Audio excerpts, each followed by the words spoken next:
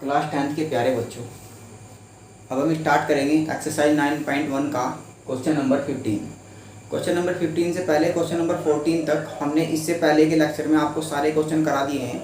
अगर आपने प्यारे बच्चों वो क्वेश्चन ना करे हों तो आप चैनल की प्लेलिस्ट में जाइएगा और वहाँ पे जब आप हाइट एंड डिस्टेंस की प्लेलिस्ट खोल रहे होंगे तो आपको वहाँ पे सारी वो सारी वीडियो मिल रही होंगी जो हमने अब तक क्वेश्चन नंबर 14 तक आपको कराई है। ठीक है, और आपको अगर ये हाइट एंड डिस्टेंस बहुत अच्छे तरीके से करनी है, आपको एग्जाम में बहुत अच्छे मार्क्स गेन करने हैं, तो आप वो सारी वीडियो देख रहे होंगे जो हमने आपको इसके लिए कराई है। ठीक है, तो अब हम बात करते हैं क्वेश्चन नंबर 15 की। तो क्या है आपका क्वेश्चन नंबर 15, चलिए देख लेते हैं।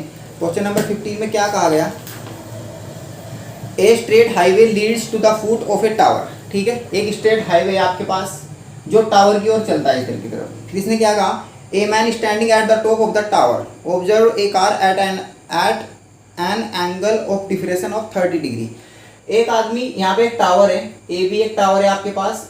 एक आदमी यहाँ पे टावर के टॉप पे बैठा हुआ है और वो यहाँ पे नीचे की तरफ एक कार देखता है। ठीक है, डी पॉइंट पे एक आदमी बैठा हुआ है यहाँ पे ए पे, यहाँ पे वो डी पॉइंट पे कार देखता है और जब वो नीचे की तरफ को देखता है तो जो अवनमन कोण है, जिसको हम इंग्लिश में बोलते हैं डिप्रेशन एंगल, जो यहाँ से इस आदमी की आंख से जो यहाँ पे कार पर जो एंगल बनता है वो कितना बनता है 30 डिग्री। तो ये एंगल कितना है आपका 30 डिग्री यहाँ पे। और अगर ये एंगल 30 डिग्री होगा यहाँ से लेके यहाँ तक, जब ये ऐसे देखता है इस लाइन से एडी लाइन, एडी लाइन के अकॉर्डिंग जब ये देखता है तो यहाँ पे ये एंगल कितना बनता है इसके यहाँ पे 30 डिग्री का। अगर ये एंगल यहाँ पे 30 डिग्री है तो इसका मतलब ये होगा कि ये एंगल भी 30 डिग्री होगा। ये अल्टरनेट एंगल होते हैं, एकांतर कोण जिनको हम हिंदी में बोलते हैं, हिंदी बोर्ड के बच्चों के लिए। इसके बाद जैसे ही वो कार जो चल रही है उसने फिर क्या कहा क्वेश्चन में, हम पढ़ देते हैं आपके लिए कि tower observe a car at an angle of depression of 30 degree which is approaching the foot of the tower, जो टावर के फुट की ओर चल रही है विद ए यूनिफॉर्म स्पीड, एक कंटिन्यू स्पीड से। 6 second later the angle of depression of the car is found to be 60 degree. जैसे ही ये कार यहाँ से इस पॉइंट सी पर पहुंची 6 सेकंड के बाद, 6 सेकंड के बाद ये कार यहाँ से यहाँ पर पहुंच गई, तो ये जो एंगल था इसकी आंख का ये घट के कितना रह गया 60 डिग्री हो गया ये एंगल बच्चों। ये एंगल यहाँ पे कितना हो गया 60 डिग्री। ठीक है, और वैसे भी हमने आपको एक बात ये बताई हुई है कि अगर यहाँ पे 60 ये भी 60 होगा। और वैसे हमने आपको एक बात ये बताई कि आपको पहले छोटा एंगल लेना है और जैसे जैसे आप किसी चीज की तरफ को बढ़ रहे होंगे, कोई भी चीज होगी जिसकी तरफ को आप बढ़ रहे होंगे उधर की तरफ को एंगल बढ़ता हुआ जाता है आपका। छोटा एंगल आप पहले लेते हो, बड़ा एंगल आप बाद में लेते हो। समझ पाए आप लोग। ये एंगल वैसे तो ऊपर की तरफ बनेगा यहाँ पे पहले 60 डिग्री और फिर यहाँ से जितना ये होगा इतना ये होगा। ये अल्टरनेट एंगल होंगे जिनको हम एकांतर कोण बोलते हैं।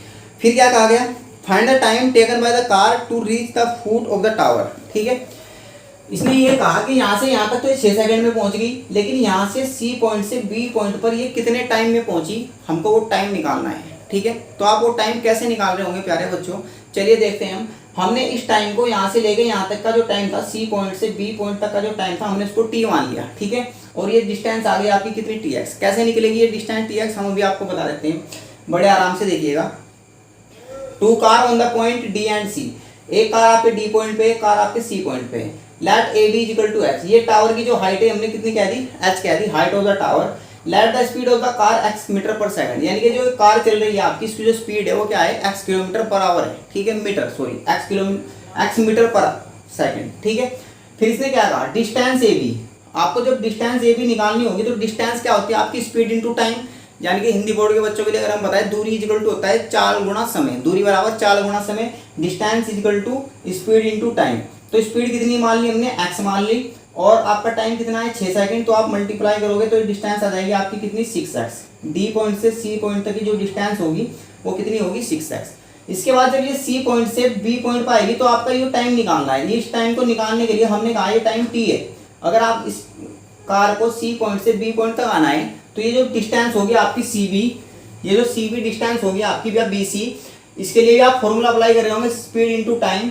स्पीड कितनी है इसकी x, और हमने मान लिया कि भाई यहाँ से लेके यहाँ तक ये जो टाइम लेगी वो कितना लेगी t सेकंड, तो ये टाइम हो जाएगा आपका t। तो आप मल्टीप्लाई करोगे तो tx डिस्टेंस आ जाएगी।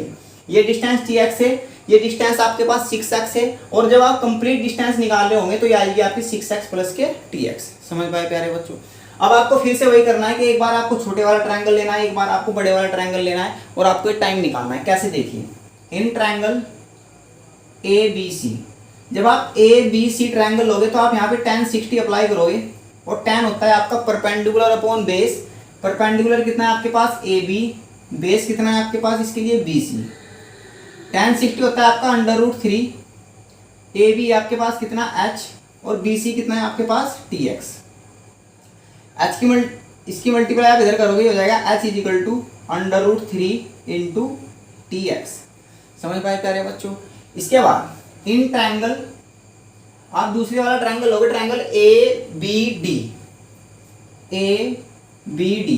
जब आप इस ट्रायंगल में अप्लाई करोगे तो कैसे करोगे, देखिए आप यहाँ पे tan 30 अप्लाई करोगे, क्योंकि जो बड़े वाला ट्रायंगल है आपका उसका एंगल कितना है आपका 30 डिग्री। ठीक है, तो आप 30 डिग्री अप्लाई करोगे। tan होता है आपका परपेंडिकुलर, परपेंडिकुलर कितना है इसके लिए AB, बेस कितना है इसके लिए BD।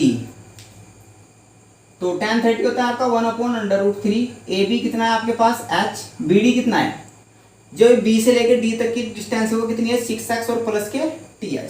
समझ पा रहे प्यारे बच्चों, 6x plus TX, 6x plus के TX। फिर से आप यहाँ से H की वैल्यू निकाल रहे होंगे तो आप इसको इधर मल्टीप्लाई करोगे, ये हो जाएगा आपके पास कितना 6x प्लस के TX अपॉन में कितना √3। आप यहाँ से x कॉमन निकाल रहे होंगे तो ये हो जाएगा आपके पास 6 इंटू x कॉमन निकाल रहे होंगे, ये हो जाएगा आपके पास 6 प्लस के T अपॉन में कितना √3। इसको आप इक्वेशन नंबर सेकंड कह दो, इसको इक्वेशन नंबर फर्स्ट। ये भी H की वैल्यू है, ये भी H की वैल्यू है। जब आप दो इक्वेशन को इक्वल रखते हो तो जो सेम वैल्यू होती है वो कैंसिल हो जाती है और दूसरी दो वैल्यू आप उसको बराबर रख देते हो। ठीक है, जब दो इक्वल वैल्यू आपके पास होती है किसी भी दो इक्वेशन में तो उसमें क्या होता है कि जो इक्वल वैल्यू होती है वो कैंसिल हो जाती है और ये वैल्यू इसकी इक्वल आती है। तो करिएगा, ये हो जाएगा कितना √3, यहाँ पे लिख लो आप from equation first and second, equation first and second. तो √3 into TX is equal to, ये हो जाएगा x इंटू 6 प्लस के T अपॉन में √3। आपका x से x कैंसिल हो जाएगा, √3 की आप √3 में मल्टीप्लाई करोगे 3 हो जाएगा और ये आपके पास कितना है T, ये इधर कितना आपके पास 6 प्लस के T, ये T इधर से इधर आएगा तो ये हो जाएगा आपका 3T माइनस के T इज इक्वल टू 6। आपके पास बचेगा 2T इज इक्वल टू 6 और T की वैल्यू जो आप निकाल रहे होंगे तो कितनी आ रही होगी 3 सेकंड। यानी कि जो आपकी कार है वो 3 सेकंड में इस पॉइंट से इस पॉइंट पर पहुंच रही होगी। ये बात आप समझ पाए होंगे प्यारे बच्चों। चलिए हम एक बार फिर से रिपीट कर देते हैं। एक आदमी यहाँ पे इस टावर पे बैठा हुआ है, यहाँ से वो देखता है कि एक कार को नीचे की तरफ देखता है तो यहाँ पे जो उसके आंख पर जो है एंगल बनता है ये 30 डिग्री होता है, तो ये 30 होगा तो यहाँ पे भी 30 होगा। फिर ये कार 6 सेकंड बाद पॉइंट C पर आती है तो ये जो डिस्टेंस होगी आपकी, डिस्टेंस होती है आपकी स्पीड इंटू टाइम। स्पीड आपकी कितनी है, आप यहाँ से लेके यहाँ तक x मीटर पर सेकंड हमने स्पीड मान ली और डिस्टेंस टाइम कितना लिया इसने 6 सेकंड, तो डिस्टेंस हो जाएगी 6x। इसी तरह से ये जब कार C पॉइंट से B पॉइंट पर आएगी तो ये C पॉइंट से B पॉइंट तक आते आते इसको हमने मान लिया कि टाइम कितना लगा T और स्पीड क्या थी x, तो ये डिस्टेंस हो जाएगी आपकी TX। ठीक है, इसके बाद यहाँ से आप फॉर्मूला अप्लाई करके AB equal to speed into time का यहाँ से 6x निकाल सकते हो और यहाँ से TX। अब आपको कुछ नहीं करना, आपको एक बार छोटे वाला ट्रायंगल लेना है और एक बार बड़े वाला ट्रायंगल लेना है। यहाँ से h की वैल्यू निकाल रहे होंगे, यहाँ से भी h की वैल्यू आप निकाल रहे होंगे। फिर आपकी h की दोनों वैल्यू इक्वल है तो आप ये वैल्यू और ये वैल्यू भी इक्वल कर सकते हो। अगर दो वैल्यू इक्वल होती है आपके पास किसी भी इक्वेशन में तो आप दूसरी दो वैल्यू भी इक्वल कर सकते हो। तो हम इस वैल्यू को इस वैल्यू के इक्वल कर देंगे। ठीक है, x से आपका x कैंसिल हो जाएगा और आप जब इसको सोल्व आउट कर रहे होंगे तो आपका टाइम कितना आ रहा होगा 3 सेकंड। समझ पाए प्यारे बच्चों। इस एक्सरसाइज का आखिरी और लास्ट क्वेश्चन हम देखते हैं। चलिए बच्चों देखते हैं क्या है आपका क्वेश्चन। तो प्यारे बच्चों क्वेश्चन नंबर 16 बेहद इंपॉर्टेंट क्वेश्चन है, एग्जाम के पॉइंट ऑफ व्यू से बहुत ही अच्छा क्वेश्चन है। देखिए क्या है question.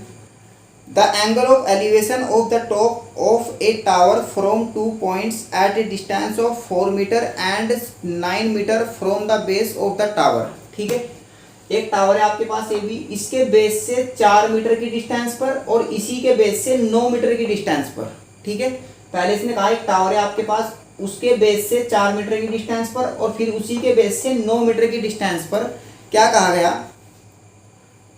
From the base of the tower and in the same straight line, एक ही स्ट्रेट लाइन में विद इट्स आर कॉम्प्लीमेंट्री। ठीक है, इसके जो एंगल है यहाँ पे वो कैसे है, कॉम्प्लीमेंट्री एंगल है। कॉम्प्लीमेंट्री एंगल के लिए हम आपको बता देते हैं जो हिंदी बोर्ड के बच्चे होंगे उनके लिए ये कोटिपूरक कोण होते हैं, ठीक है। कोटिपूरक कोण का जो योग होता है वो 90 डिग्री होता है, इसलिए कॉम्प्लीमेंट्री एंगल का जो सम होगा वो कितना होगा 90 डिग्री। तो अगर हम कहें तो ए प्लस बी कोई भी दो एंगल होंगे उनका सम कितना होगा 90 डिग्री होगा। लेकिन यहाँ पे आपके इस फिगर में, इस वाले फिगर में एंगल सी और डी क्या है आपके कॉम्प्लीमेंट्री है, ये एंगल सी और ये, तो आप angle C plus D equal to 90 रखोगे। अगर हमने सी को थीटा कह दिया, सी की वैल्यू कितनी है थीटा, तो डी की वैल्यू कितनी आ जाएगी यहाँ से 90 माइनस थीटा। सी की वैल्यू थीटा आप यहाँ पे रखोगे, सी थीटा को आप उधर लेके जाओगे तो हो जाएगा आपका 90 माइनस थीटा। समझ पा रहे प्यारे बच्चों। चलिए अब इसके बाद ये एंगल आपका थीटा हुआ तो ये एंगल आपका 90 माइनस थीटा हुआ। जब भी आपके कॉम्प्लीमेंट्री एंगल होंगे तो आपको एंगल इसी तरह से लेने कि एक अल्फा एक 90 माइनस के अल्फा या फिर थीटा तो 90 माइनस थीटा। फिर इसने कहा कि find the height of the tower, आपको टावर की हाइट निकाल के देनी है। कैसे देखिएगा, सबसे पहले ए बी आपने हाइट की टावर, ए बी की वैल्यू एच, ये हाइट ऑफ टावर है आपने ये मान ली। इसके बाद ये यहाँ से 4 मीटर की डिस्टेंस पे है और एक पॉइंट यहाँ से 9 मीटर की डिस्टेंस पे, ये 4 है आपका, ये 9 है, ठीक है। अब आप क्या करोगे, इन ट्रायंगल ए बी सी, सबसे पहले आप ट्रायंगल ए बी सी लोगे, आप छोटे वाला ट्रायंगल पहले ले लिया करो, ठीक है। चलिए tan थीटा कितना होता है आपका परपेंडिकुलर, परपेंडिकुलर क्या है A B upon base, base कितना है आपका बी सी, ठीक है। tan theta is equal to h upon 4, क्योंकि ये कितना है एच और ये कितना है आपका यहाँ पे 4, तो हो जाएगा एच बाई 4। समझ पाए बच्चों।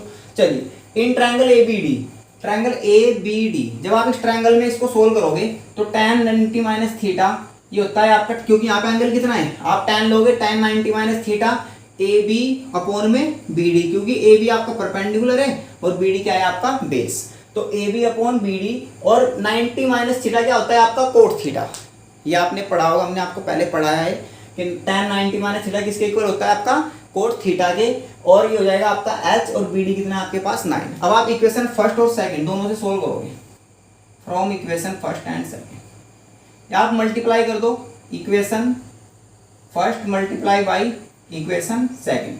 जब आप दोनों इक्वेशन इसकी मल्टीप्लाई करोगे तो इधर का जो पार्ट होगा उसकी मल्टीप्लाई इधर के पार्ट के साथ होती है और इधर का जो पार्ट होगा उसकी मल्टीप्लाई इधर के पार्ट के साथ होती है, ठीक है। तो इधर का पार्ट कितना है यहाँ पे tan थीटा, यहाँ पे ये कितना है कोट थीटा, इसी तरह से ये कितना हो जाएगा इधर h by 4 into H by 9, ठीक है। आपको प्यारे बच्चों एक बात ये पता होगी कि tan थीटा की जो वैल्यू होती है वो 1 अपॉन कोट थीटा होती है। ये एक आइडेंटिटी थी जो हमने आपको बहुत अच्छे तरीके से बहुत सारे लेक्चर्स में पढ़ाई है ट्रिग्नोमेट्री के।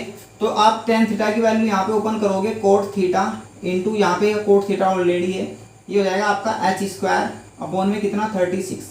कोट थीटा से कोट थीटा कैंसिल करोगे तो एच स्क्वायर की वैल्यू आ जाएगी आपके पास 36 और एच का स्क्वायर रूट ले रहे होंगे तो ये कितना आ जाएगा आपका अंडर रूट 36 और एच की वैल्यू आ जाएगी आपके पास 6। समझ पाए प्यारे बच्चों। और ये आपकी हाइट ऑफ टावर है, ठीक है। टावर की हाइट आपकी कितनी आ गई 6 मीटर। तो उम्मीद है कि आप ये क्वेश्चन भी बहुत अच्छे तरीके से समझ पाए होंगे। अब इसके बाद के लेक्चर में हम आगे के कुछ टॉपिक की बात करेंगे, तो तब तक के लिए आप इसको करिएगा। अगर प्यारे बच्चों आपको ये वीडियो बहुत अच्छी लगी हो तो आप वीडियो को लाइक कीजिएगा और चैनल को सब्सक्राइब कीजिएगा और देखते रहिएगा। Thank you.